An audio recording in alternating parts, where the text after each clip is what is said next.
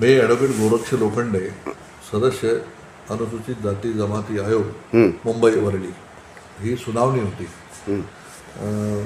जिल्ह्यामध्ये आम्ही जाऊन ST SC प्रवर्गाच्या या अडचणी आहेत, प्रलंबित कामं आहेत, ती सगळी आम्ही त्या पद्धतीनं सोडवण्याचा प्रयत्न करतो. आणि वरळीच्या ऑफिसला ज्यावेळेला मी चार्ज घेतला त्यावेळेला अनेक महाराष्ट्रातनं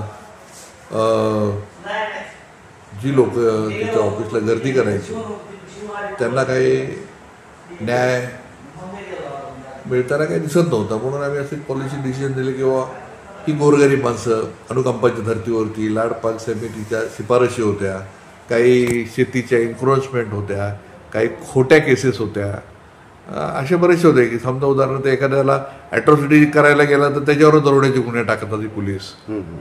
काही गोरगरीब दलितांच्या शेतकऱ्यांची बांध हातात रेटायचं काम चालू असतं.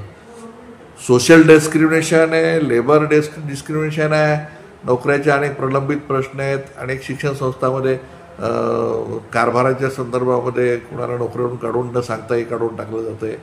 या सगळ्या गोष्टीची जी कामं होती ती मग आम्ही तिथं गर्दी होण्यापेक्षा जिल्ह्यात जाऊन तिथल्या लोकांशी संपर्क करून त्याच जिल्ह्यातला जो समाज कल्याण विभाग आहे तो आम्हाला स्टाफ प्रोव्हाइड करतो आणि जिल्ह्यातले कलेक्टरपासून ते पोलीस अधिकाऱ्यांपर्यंत सगळे अधिकारी या सुनावणीला उपस्थित राहतात. लोकांच्या ज्या अडीअडचणी असतात त्या आम्ही अडीअडचणी घेतो आणि त्यांच्यासमोरच तो मार्गी लावण्याचा प्रयत्न करतो.